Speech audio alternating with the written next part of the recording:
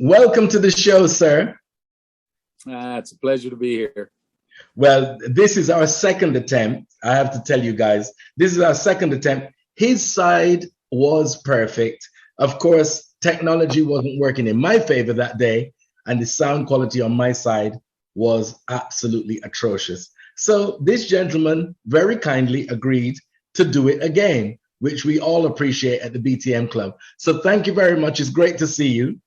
Oh, my pleasure. Same here. And this time the hat is off. So we've got the full Howard Johnson. Okay, last time we didn't have the whole Howard Johnson. We had him hidden under a hat. So we've got the whole thing today. Now, let me start by saying this guy gave me a heart attack last night in the supermarket. I was there doing my shopping and I get this message, "Are you okay?"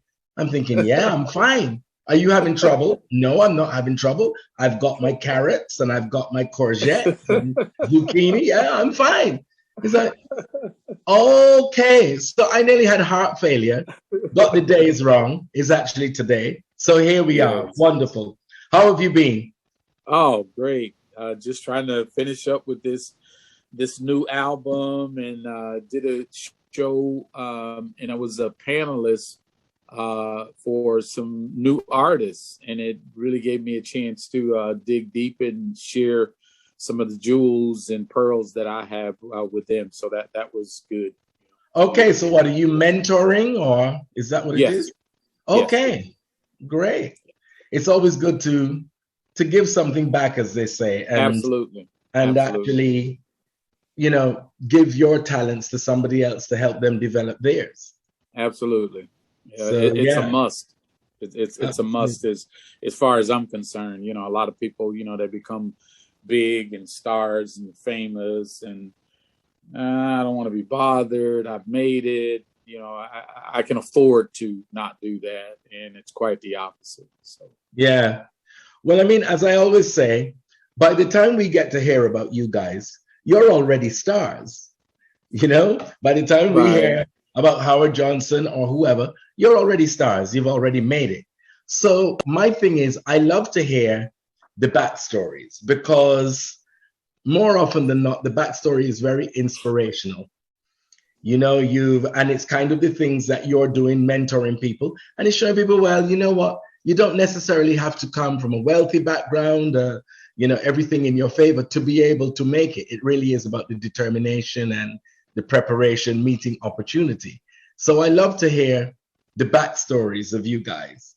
And as I say, it's they're our stories, and I think they need to be told by us with love, with interest and empathy. You know what I mean? So it really is interesting. So tell me about the Howard Johnson story. Where did it begin for you? Wow. I grew up singing in the church. I grew up actually watching my parents and other, members of the church sing. That just really just kind of blew me away, that you could have that kind of a spirit that allows those kinds of things that can move people, move them to joy, can move them to sadness, can, move them to reminiscing. And it was a very powerful thing. And, I really just listened to a lot of gospel music, at home on the radio. And there's one particular song that was actually sung by Shirley Caesar called I Won't Be Back. And they would play it at the same time every morning when I was going to school. And this song actually scared me because, she was saying, "I won't be back." And I was going, I'm not going to be back.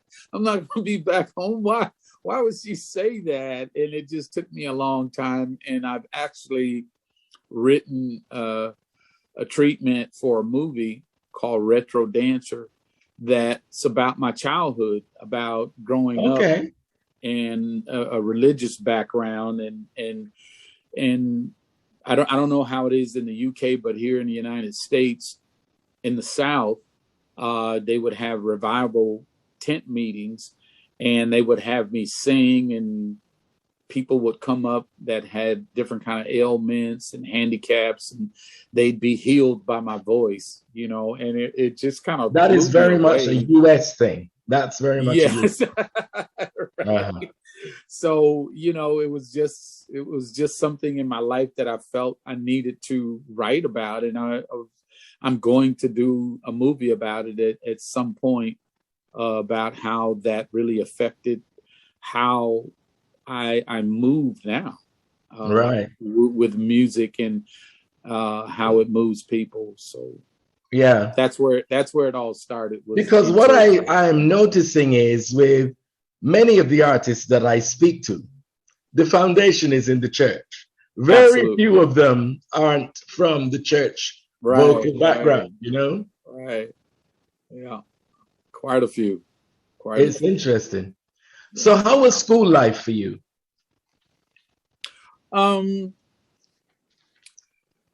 It was somewhat normal. And when I tell people this, I don't tell people to make them feel bad that didn't have the kind of childhood that I had. I had a perfect childhood. I had parents that were, to me, a perfect balance. My father was very strict, and my mom was very, very liberal and caring and understanding. So I think I got, you know, what was in between.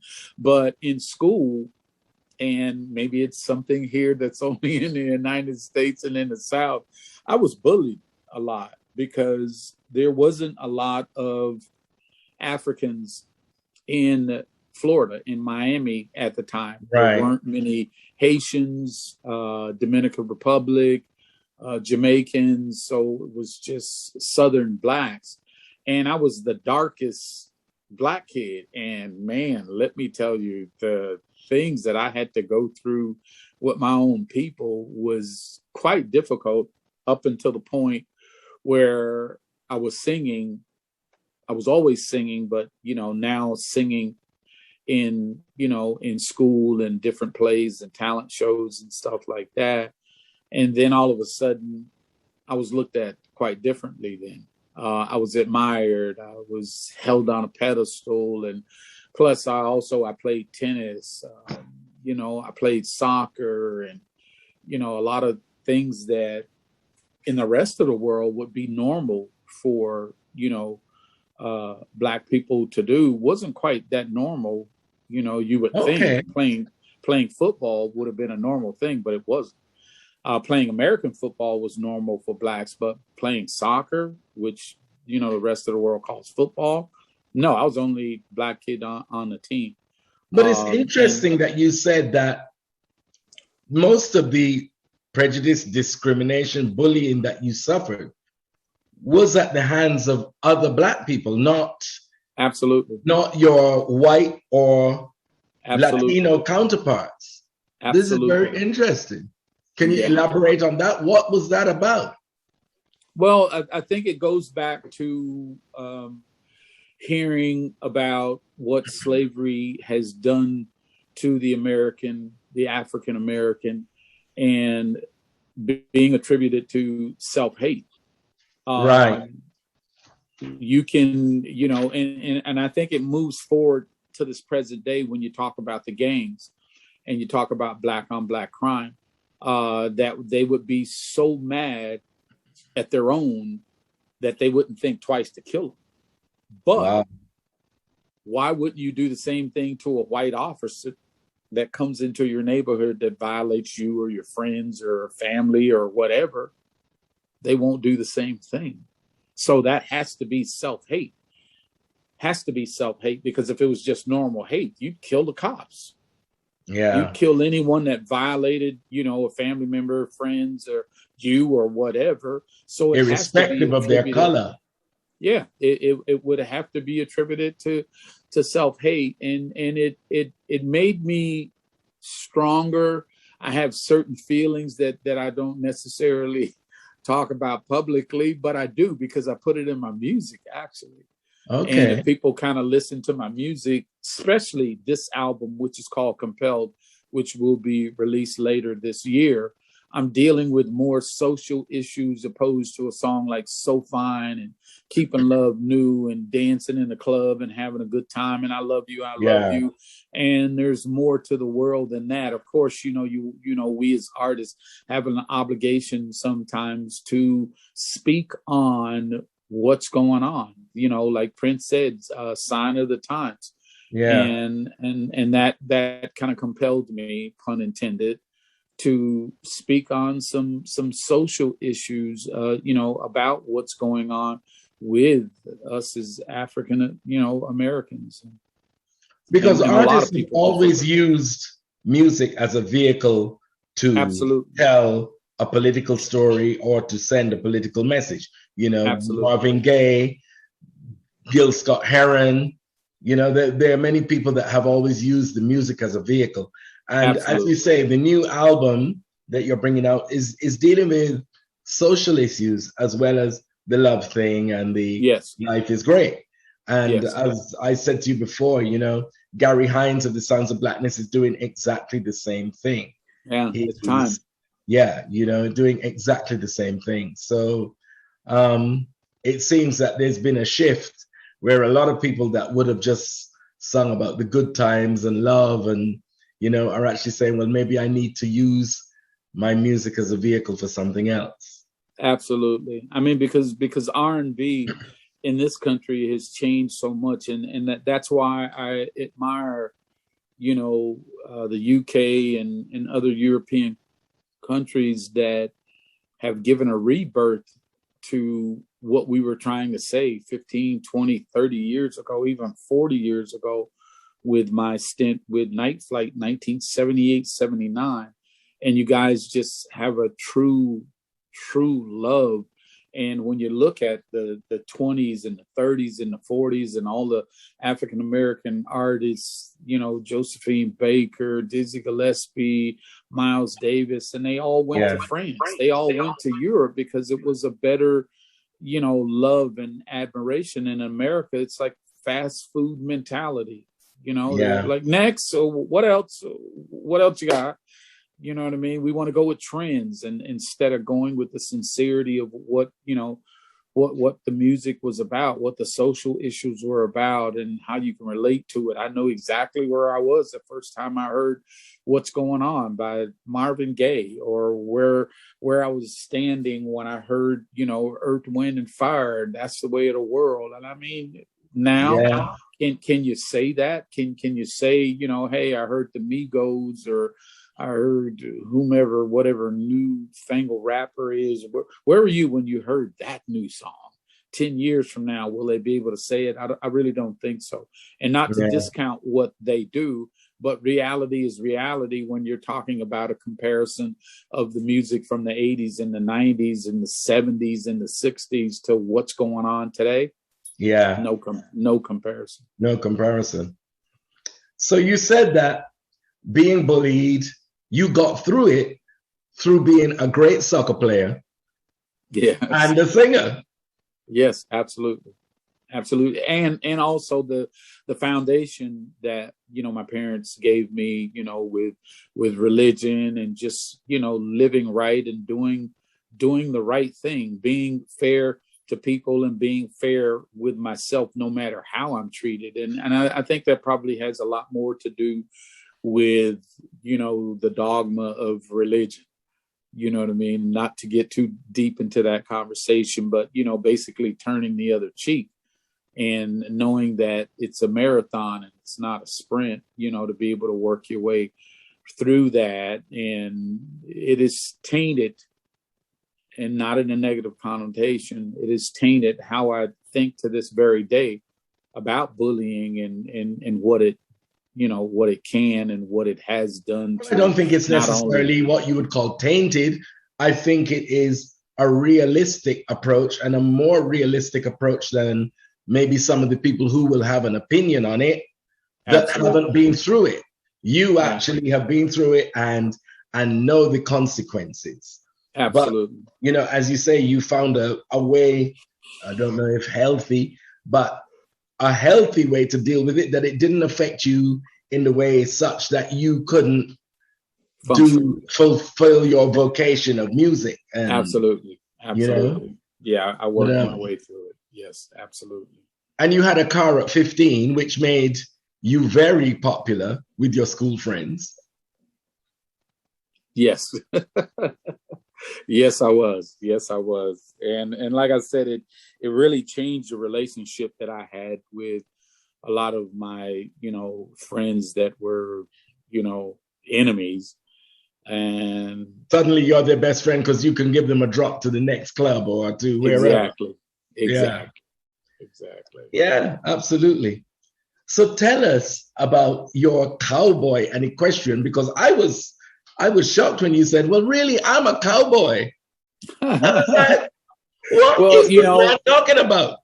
I was always a big fan, of Westerns because my dad really liked Westerns a lot. And there's a lot of horse people, in my family. My cousin was an exercise rider for the Triple Crown Winter Secretariat. And my uncle, his father had a lot of horses, and we would go to the farm. I lived in Miami, and they lived in Delray Beach, which is like Boynton, Boca Raton, Palm Beach area. And I would, go there on the weekends, and I would spend time riding horses all day from sun up to sundown. And it was just a natural, progression for me to be involved with horses. And I mean, I literally have horses in my backyard that I'm actually looking out the window, looking at right now. So, stop it. Yeah. You have to invite me there. Yes. Now that I've spoken to you twice, we're old friends, okay? We're old friends, so exactly. We're old friends now. We've spoken twice. So, I need to come there and see those horses. The Western lifestyle is that it's a lifestyle. I mean, I get up every morning at 4:30, 5 o'clock, and I'm feeding horses, hot or cold, sick or well, raining, sunshine, it doesn't matter. They need taken care of. Yeah, and that's the thing when you have, they're dependent on you. So regardless of what you're going through, you got to get up. I've got a husky, so I know what that is. Right. So, but it's a part of life that I enjoy, and I like the competitiveness of, doing rodeo, and I play polo also. So I love horses. I absolutely You're a sporty guy. Life's too short not to really enjoy it to its fullest. I'm more than just a singer. I really don't know how to describe what it is that I do, whatever it is that I see in life. And to kind of give you an example, in America, when Black Panther came out 2-3 years ago, I had always envisioned myself being home alone. I was allowed to watch television 2 hours a night. And then when I was old enough, I was, to this day, I'm a very big movie buff. Mission Impossible, James Bond, John Wayne, Sidney Poitier. I was just a big fan of all of these wonderful people. Right. But when I saw Black Panther, and hear me well, when I saw Black Panther, I knew who I was, because I had idolized and worshipped James Bond. I idolized and worshipped John Wayne and all of these different people. But when I saw Black Panther, I knew who I was. That's really interesting. Yeah, I kind of pretended, so to speak, vicariously, through these different movies. But then when I saw Black Panther, I knew who I was. Because you would think that with the journey that you've lived and all the things that you say you are, much more than a singer, that you'd be quite confident with who you are. I'm surprised. I am. Yeah. I'm very confident, but the imagination that took place within me as a child, living vicariously through movies or whatever. And of course, we all know that Black Panther is not real, but knowing that I had this power, which also prompted me to write the movie Retro Dancer, just told me that the power was within that allowed me to be whatever it is that I wanted to be. And it was really more a confirmation. You know, it was more a confirmation in seeing Black Panther, opposed to living vicariously through a John Wayne or, you know, Mission Impossible or The Saint or, you know, any of those movies of people. Yes, I guess maybe it does make a difference if you see somebody that actually resembles like you. Yeah. Resembles you, people in your family, people that you know. And, yes, absolutely. You know, as always, you know, it has been such that the people in control make the heroes in their image. Yeah. And that's exactly expected. Do you know what I mean? Absolutely. That's expected. So, yeah. So tell us about your time in Nightflyte. How did that come about? Because I don't even think many people know that you were in Nightflyte. No, a lot of people. You want it, you can get it. I don't even think many people know that that's you singing. All right, they sure don't. Because sometimes I'll look at the video on YouTube and people would comment, you know, who is this guy? You know, they don't even know my name. You know what I mean? And then there's people that, you know, that comment and know who I am, and they'll answer them and go, oh, that's Howard Johnson. He had the hit So Fine. He had the hit. You know, they'll name several of my hits and several movies and things that I've been in. And there's like, oh my God, I didn't know that. And God, it's 40 years. Well, movies too. I didn't know about the movies. You just don't throw that in the ring without the. Well, here in America, there's a movie called The Five Heartbeats that was done by Robert Townsend. Yeah, I know that. And I'm three of those voices. I'm three of the voices in The Five Heartbeats. Right. I'm Choir Boy's voice, JT's voice, and Flash's voice in that movie. See, guys, this is exactly why we need to speak to these people. Did you know three voices in Five Guys were Howard Johnson? No, you didn't. So don't pretend you did. And also in the Jackson 5 story, The American Dream, I'm actually in that movie also, and I'm actually singing on screen. So yeah, I mean, I've done a lot of different things. A lot of people don't know that I produce. Yeah. I mean, I produce probably one of the largest selling rap 12-inch songs in history. I did I Get Around with Battle Cat for Tupac. I wrote and produced Tom Jones on The Lead and How to Swing It. That brought him back. I wrote and produced Barry White's last hit before, unfortunately, he passed, called Put Me in Your Mix. I've done remixes for Madonna. I've done remixes for Boys the Men. So I've kind of been around, so to speak, and just kind of staying under the radar and just kind of trying to focus on giving the best that I can give. That's why it's kind of taken so long to do this new record, because, you know, I've had CDs out in the past, Jet Black Casanova. I've had the Orange album. I've had the Doing It My Way record with The System. So yeah, I've kind of been around, and I have a minor deal with 6ix9ine Records there in the UK, where I've released some stuff there with Neil Pound on 6ix9ine. So I've been around. It's just a matter of getting the information out to people. So they indeed. So how did you coming into Nightflyte come about? Because that's kind of the first band that you were in that was quite big. Yes.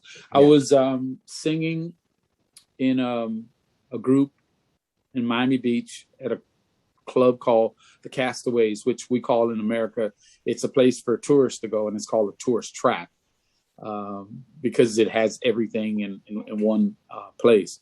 Now, mind you, this will come up later in this story. 2 weeks prior to being discovered, I had taken what we in America call a civil service test to become a mailman, to carry mail and deliver mail. And I passed the test, so I was going to become a mailman. And you were going to sing while you were delivering the mail, right? Yeah, exactly. Okay. So the lead singer was somewhat envious of my voice, so he told me I had to only sing background and play percussions. Growing up in Miami, I grew up around a lot of Cubans, So I'm influenced by percussion. So I start playing percussions, also timbales, conga, and all of the different percussions that came along with that. So I was playing percussion and singing background. And one night, on a Thursday night, he asked me to sing the showcase songs, which was 3 songs: Choosing You by Lenny Williams, Masquerade by George Benson, and Al Green, Love and Happiness. And of course, I obliged. But earlier that night, I had gotten a call from a friend of mine that I went to school with. Her name was Lulu. So Lulu called me and told me that some friends of hers were going to come by and hear me sing, on Friday night. And it was Thursday night. And I was like, whatever. And I didn't, you just kind of grow callous to hearing all different kind of promises and things, because the week before I was on vacation and I heard that the group Yes had heard about me and came to get me to be the lead singer of Yes. And I was like, whatever. Yeah. So when she told me that, it was like, it was just another, boat that was passing under the bridge as far as I was concerned. Yeah. And sure enough, that night though, 3 guys walked in and I did the show.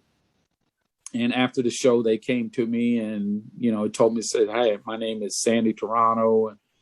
And I want you to come to my hotel tomorrow and, talk to me." I went to the hotel the next day and he played some songs and said, "Could you sing this?" I sang it. Played another song. I sang it.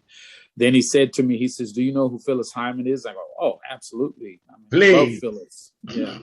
Right. So he says, "Well, Phyllis Hyman's husband is the lead singer of the group, and he's going to now dedicate all his time to managing Phyllis. And his name is Larry Alexander. Do you want to be the lead singer in the band?" And I went, "How much is it paying?" Now, mind you, I was only making the equivalent of 37 pounds a week. I was working 6 nights a week from 8 o'clock at night until 3 o'clock in the morning. And I was only making 35, 36 pounds a week. So when he told me, he says, "Well, what we're going to pay you is $300, about 285 pounds a week. Is that okay?" And I was like, "Nah, I don't think so." And then he goes, "Okay, I'll give you $500, about 400. Absolutely. You have to play hard to get, Right.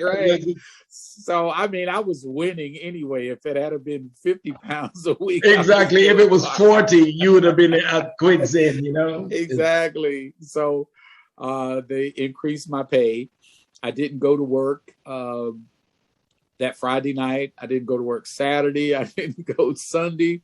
And we're supposed to call the band leader on Monday at 9 in the morning to, designate a place we were going to all meet and get paid. And he said that he wasn't going to pay me because I didn't come to work. And I was upset. And I probably shouldn't say this, but backstories are very interesting. And so is this one. So I was very upset with him. And I told him that I was going to take my gun because we're gun-loving people in America. I took my gun and I put it in my back pocket and I went to walk out the door and I heard a key in the door and I stepped back and it was my dad. And my dad had never been sick a day in his life. And he looked at me and my dad calls me Sonny. Him and my late mother-in-law were the only people that called me Sonny. So please don't call me Sonny. So he goes, "Sonny, what's wrong?" And I said, "Well, Ernest is not going to pay me, so I'm going to go and shoot him in his mouth." And my dad just politely opened the door wider and says, "Remember what I told you. Be careful what you volunteer for because you may have to do it." And I broke down and started to cry because I couldn't believe my dad was giving me an open invitation to be violent. But it was a lesson well learned that's how much my father loved me, was to give me a great foundation to make the right decision. Yeah. And I made the right. You'd taken the breath and thought about it. Yes. You knew it wasn't the thing to do. But the serendipity is him coming in and being sick that day. You see, Absolutely. that's what people Absolutely. don't get. The serendipity Absolutely. is out of all the days that he'd never been sick, he was sick that day, came in just in time to just see in time. going to do Literally. something basically stupid, you know, and stop you from doing it. So a few days later, yes, absolutely. A few days later, I was in upstate New York with Sandy Toronto and all of the band members in Nightflyte. And 6 months later, co-wrote a hit called If You Want It, You Can Get It With Your Love. So imagine if I didn't sing that night, that he didn't have laryngitis, that I didn't sing that night, and I didn't get discovered, I'd be delivering mail, probably about to retire right about now. Yeah. And not singing, you know. So life has its own way sometimes, no matter how many plans we make, you know. Yeah. So, but you know where it was supposed to go is where it went. Is where it went, absolutely. So how did you leave Nightflyte? I was with Nightflyte for 2 albums. And the reason I left Nightflyte was I had a car accident. I was rear-ended at probably 100 kilometers per hour. A car hit me while I was standing still. I went deaf in my left ear, and it screwed up my left wrist where I had carpal tunnel because it hyperextended my wrist.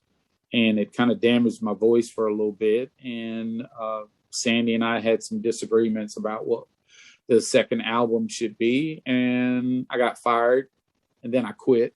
And then I walked away. I like the order in which that happened. Yes. I got fired and then I quit. That's right. Exactly. Stand your ground. Right. So I was friends with a guy that I was being mentored by at TK Records, because I grew up, you know, hanging out at TK Records with, you know, Betty Wright, Little Beaver, Kenny Lattimore, you know, that crew there. And his name was Howard Smiley, and he signed me to a production deal that he had with Maury Brown, Paul Lawrence Jones, and Kashif. And 7 months later, I had a hit in So Fine. Right. So my beginnings, all of my beginnings have been literally fairy tales, you know, stuff that you read about in a fairy tale. You know, you just go, nah, how could that, you know, serendipitously. But yeah, you know, but what you do have there is the determination and commitment. You kept going in spite of the disappointments. And as you kept going, another opportunity arose, another opportunity presented itself. Right. Absolutely. So, who's got your attention? No, I'm getting literally hundreds of emails, different meetings. My apologies. You see, well, this is what happens when you're so popular and in such demand. So you mentioned the system, and you've mentioned Kashif, who was a god. I mean, we don't know what he would have been creating musically if he was still here. Yes, he was definitely a genius to work with. What was your association with the system? Well, what happened after the first album with Keep in Love New, Jam Song, obviously So Fine, we were getting phone calls. Well, A&M was getting phone calls about the group, the system, because a lot of people were saying and thought that I was the new lead singer of the system, because they said Mick Murphy and I sounded a lot alike. Really? And that's what they said. I don't see it. Okay. I love Mick. I think Mick and our voices are very different, but that's what people were thinking at the time. And the A&R person at A&M at that particular time went back to Kashif to do the second album, and Kashif wanted more money, which I had no problem with that being paid, but the record company didn't want to pay it. So they chose the system to do the second album. And the wonderful thing that came out of that, I got a wonderful album from the system. But what also happened was Kashif's first album was actually supposed to have been my second album. So there were great songs on that record, Lover Come Turn Me On. I mean, the System are one of my favorite bands or groups. I love the System. But that album by Kashif was just fantastic. And when you think of all of the hits that were on there, I mean, Help Yourself to My Love, just mentioning the title gives you goosebumps. Yes. It's a beautiful song. Beautiful and song. That was supposed to be yours. Yeah, but the thing that I'm going to tell you, that I didn't even tell you this the last conversation we had. I'm re-releasing the Keeping Love New album with the 2 hits from Kashif's first album. That should have been my album. I'm going to re-release Keeping Love New with So Fine, and I'm going to do Help Yourself to My Love, and I'm going to redo Lover Come Turn Me on that new re-release. Yes. I can't wait. When is that due to come out? We haven't quite decided yet. We were just really trying to focus on the Compelled record, and it may be the summer of next year. Okay, next year. Yes. And is there a UK visit coming next year? Absolutely. When the pandemic has subsided, when the universe decides that everything's okay, it's probably the first place that I'm coming. I spend quite a bit of time actually in London and in France. So I was actually going to move to London many years ago when I was working with Barry Blue. I had done several songs with Rod Temperton, and I was going to move there. And a lot of people don't know about that. I'm going to release those songs. I was going to say re-release, but they've never been released. But I did several songs with Rod Temperton that will probably release next year. Great. But with that being said, when I was thinking about moving there, I didn't understand how real estate worked in the UK. Is that you only get a 99-year lease, and us in America, we just like to own things and just have it, and that just didn't sit well with me. For infinity. I was like, that doesn't sound right to me. 99, I won't live for an additional 99 years at the particular age that I was at or whatever. But I just always thought that it should have been, perpetual. So, but it is what it is, Yes, well, I mean, we need to see you in the UK with this new album, because a lot of the artists have started moving already. Tom Brown is coming, and Dexter Wansel. The artists are moving, so things are opening up. Right. Yes. That I know. But what we're trying to do with this particular record is I don't want to say oversaturate the marketplace, but we want to saturate the marketplace, because there's certain places that I haven't played in the UK that I think I deserve to play, like the Jazz Cafe. Someone told me it was under different ownership, but I've never got an invitation to play at the Jazz Cafe. I need to play at Wembley Stadium. I mean, there's several places that I need to be at, and I'm going to be there. I'm going to be there, and that's what we're working on, and saturating the market so people don't think that I'm dead. Don't let the gray beard and the gray hair fool you. I could still perform. That's why I'm talking to you. Right. That's why I'm talking to you. And I've only, because people ask me all the time, so why don't you do festivals? I did like one festival 2 years ago in the UK, and people were like going crazy. It's like, well, why aren't you on this festival and that festival? And it's like, well, I never get the invitation. So now we're doing it where we're going to be in control, and we don't have to wait for an invitation. Yeah, your team will pursue it rather than wait for the invitation. Yeah, exactly. Yes, I think that's how it will have to be. Yeah, exactly. We'll just promote and produce our own shows at those venues, and give my fans an opportunity to see what they haven't seen in 30 years or however long it's been. So that's what we're working on. So yeah, we'll definitely be in the UK. Now, there was a very interesting part of your life where you had an accident. You came out of music because you were so disillusioned, and then studied to be a doctor. Yes. I mean, can you hear this, guys? Can you hear this? Well, not only is he a soccer player, a singer, an equestrian, he's a doctor. Okay, continue. I wouldn't go that far.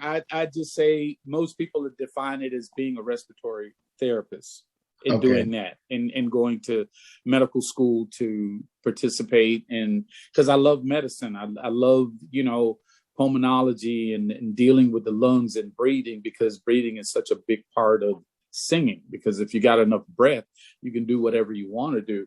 Back in 1997, I had one of my horses flip over on top of me and break my pelvis and break my back. And I was paralyzed for 9 months and couldn't walk and couldn't move from my waist down, and just decided I'll just go into medicine. And I did that and ended up working at a hospital for 5 years. And I was just upset with the industry, stupidly so, thinking that they paid because they didn't come and see me or support me or whatever. And thank God my very good friend Jermaine Jackson, came and visited me. And I mean, we're still best friends to this day.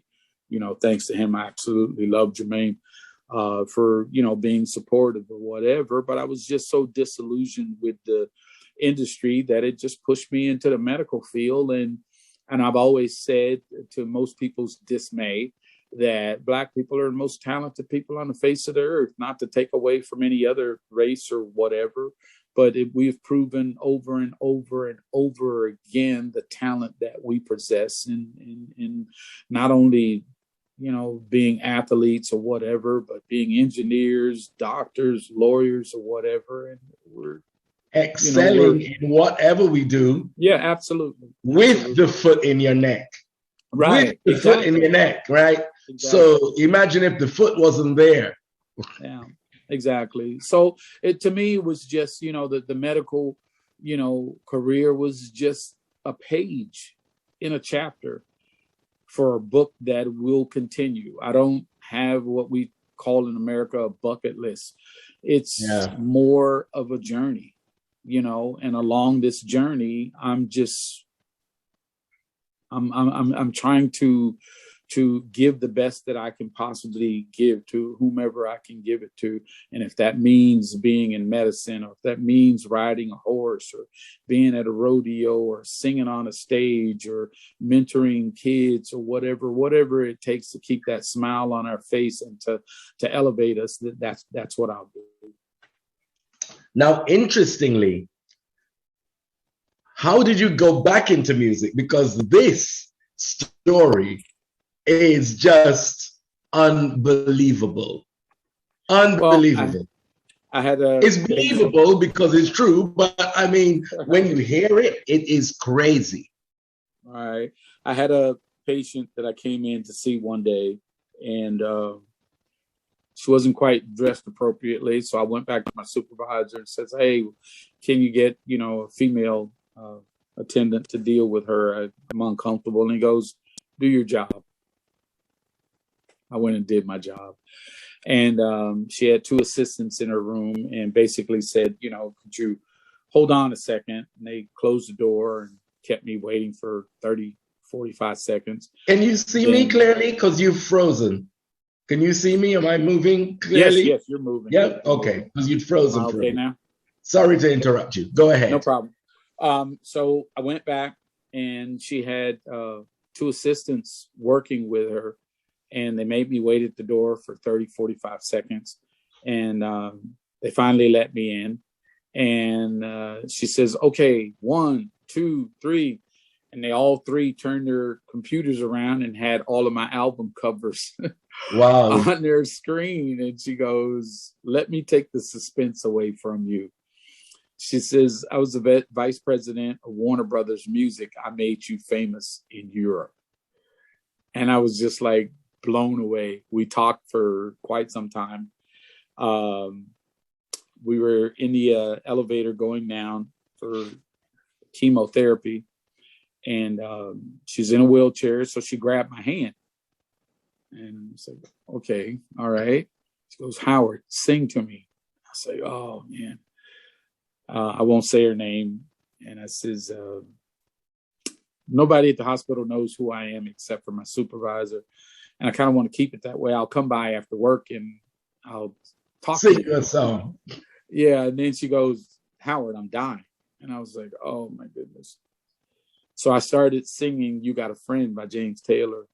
And I closed my eyes when I sing. I kind of got into a zone. And the next thing you know, the elevator door was open.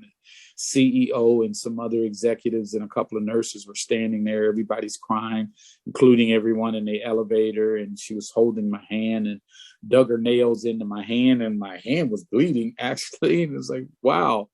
And she pulled me down close to her face. And she says, now I can die. And that just kind of took the wind out of me. And I went in the bathroom and I cried, went to my supervisor and asked for a piece of paper and basically wrote my resignation out, gave my 2-week notice. And I hung out with her all day Saturday, Friday night, all day Saturday. And I was just going to take a rest on Sunday because I had to go back to work on Monday. And she died that Sunday morning. And it just kind of really took the wind out of me, you know. And compounded what your vocation was. Yeah. So that's what got me back to singing. I burned my diplomas. I burned all of my medical books. You burned them? Yeah. Wow. And I never looked back. And I went back to singing. And I never looked back. And we're all grateful for that. 9 years ago, I guess. 9-10 years ago. And I just kind of rededicated my life to music. It's who I am. I mean, medicine was just only, like I said, it was only a page in a chapter of a long book that's still being written. And, you know, it came kind of out of an act of defiance or resentment because you thought, well, you know, I'm done with music because they didn't treat me well. And, you know, but, you know, it got you something else that's notable. Yes. Something else that's notable. And I have to make the comparison between you and Byron Stingley because he at one stage lost his voice and they were suggesting an operation. And he said no. He said no, he would rest. But in his rest time, he went back to school and is now headmaster at a school in Chicago. So, you know, we never know where or how our journey is going to take us. We just have to keep going. It's only when you give up that then the problem arises, you know, but Absolutely. And he's back into music now. He's got a new album with his boy, Marshall Jefferson. Oh, that's great. Yeah, which came out, I think, a couple of months ago. So, you know, we never know where the journey is taking us. So please recap on the new album. The new album is called Compelled. And it's has a lot to do with the social issues and the changing of the guard within one's life. That the age that I am, and like I said, I had a certain amount of animosity toward the record company for a lot of years, blaming them. And then I had to realize there's so many independent artists in the world that I can't depend on. As my dad would say, why take the key to your happiness and put it in someone else's pocket? And that's basically what I had done. And I just took responsibility for my own actions and just started putting records out on my own and just did my due diligence in the marketplace where, you know, I was loved, and even in the marketplaces that I wasn't loved, and, you know, just tried to reach out to, you know, fans there, and it worked out. So this particular record will culminate probably 15, 20 years of where I've been and where I'm going. Yeah. So how many tracks are on the album? 12.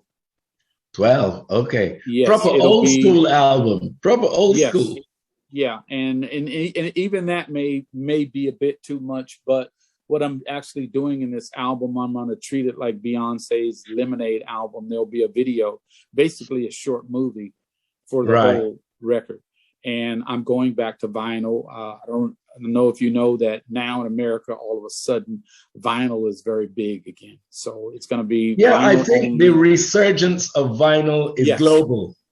Absolutely. So yeah, it'll be vinyl only, and there'll be 2 editions. There'll be a regular vinyl, and then there will be 180 gram 3D colored disc that'll be limited edition. Right. Yes. Fantastic. And you're hoping to bring this out when? Probably the beginning of the year. Right. There's a backlog of everybody now wants to do vinyl. So there's a 7 to almost 8 month wait to get vinyl out now. Wow. I mean, how is it for you guys?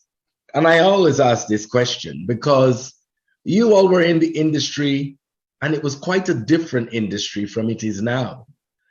How are you coping with the transition to how the industry is now?